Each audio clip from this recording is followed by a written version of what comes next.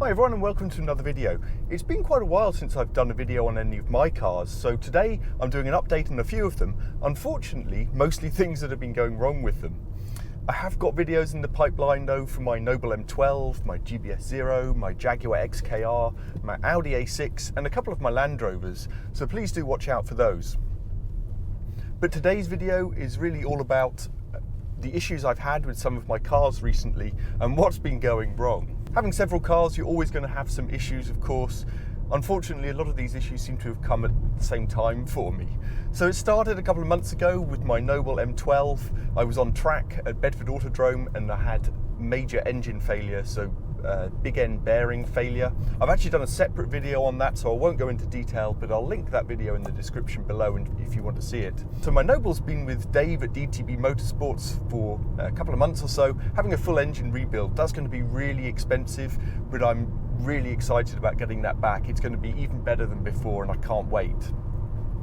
The next major issue I had was on my way up to Alton Park actually for their Gold Carp Classic racing weekend. It's about a 3-hour drive for me, and about an hour into that I was in my Audi A6 C7 generation 3-litre biturbo diesel, and I've had that car for about 2 years now. I'd been super impressed with how reliable it's been, how low the running costs were.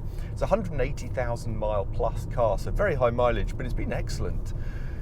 However, an hour into this journey I got the glow plug light come on. Shortly after, the engine management light followed and it went into limp mode. So I lost power, felt like I lost boost pressure.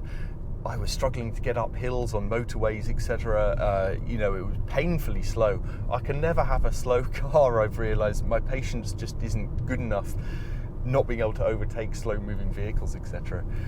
So anyway, I had to get all the way back again in limp mode. I got home, I've got a basic code reader, so I plugged that in. It seemed to suggest it was a turbo actuator on one of the turbos. It's got a small and a large turbo in that car. I had a look under the engine bay. It looked reasonably accessible. It's quite a tight engine bay. I wasn't going to do the work myself, I was just kind of sussing it out. Took it to my local garage, who I take many of my cars to. They're a good bunch and I trust them.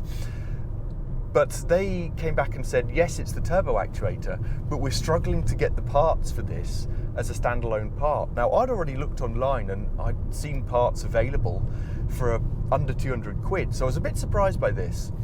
They said their parts guys said they only come attached to the turbo, which obviously adds huge cost, and I don't want to replace the turbo needlessly.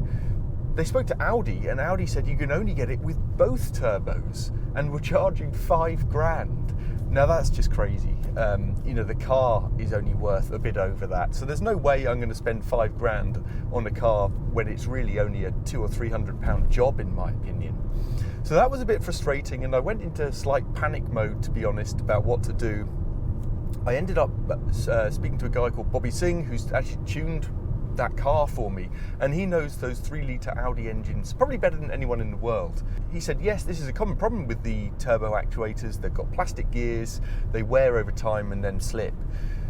He said, yes, you can get parts online, but beware, most of them are cheap rubbish from China and will just break. So that kind of explains why I could see them online, but the garage weren't able to get them because they weren't up to standard parts that their parts specialists were selling, I think.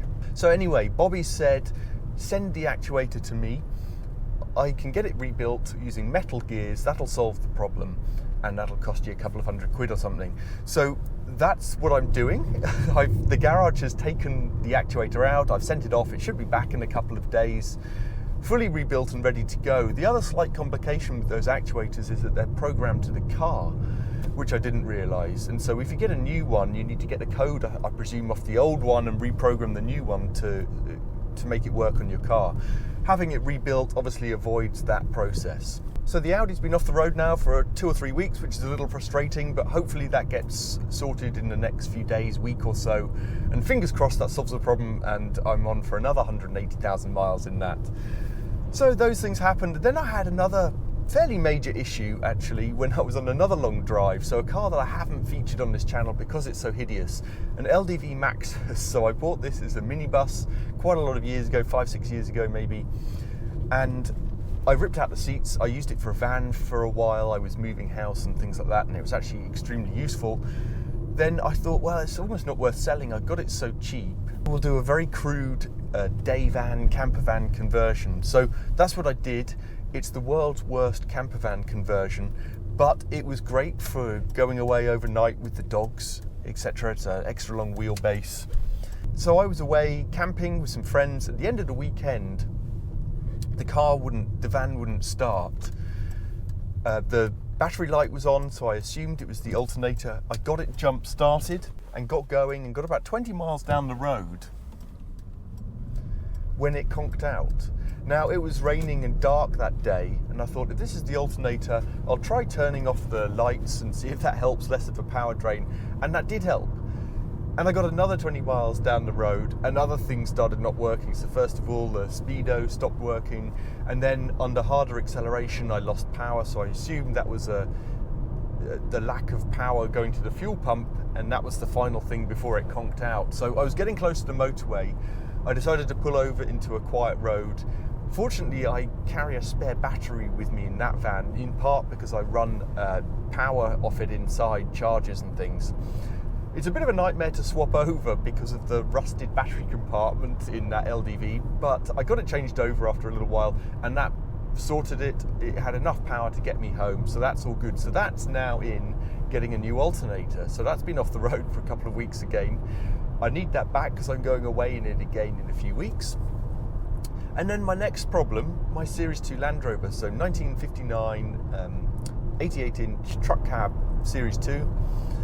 And it's had a bit of a dodgy kind of clutch issue, or clutch related issues, in that when it gets hot, it doesn't seem to always want to change gear very well. It can actually get stuck in gear on occasion.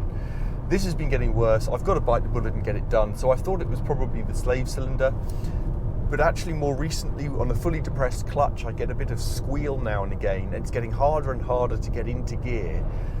So I think it's quite likely the clutch release bearing. Let me know if you think differently.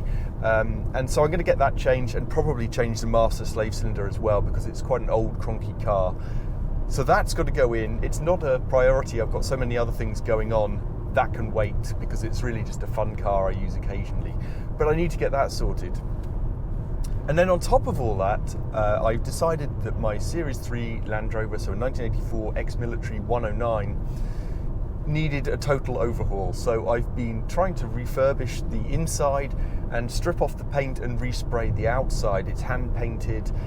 My respray won't be top quality, but it'll probably be better than the pretty average hand painted job that was on it before. Also cleaning up the inside, replacing seats, all kinds of stuff. So I kind of wish I hadn't started that, because it's a big job, and one thing I struggle for is time. I just don't have time to do this, but I've got to get this finished over the next few weeks.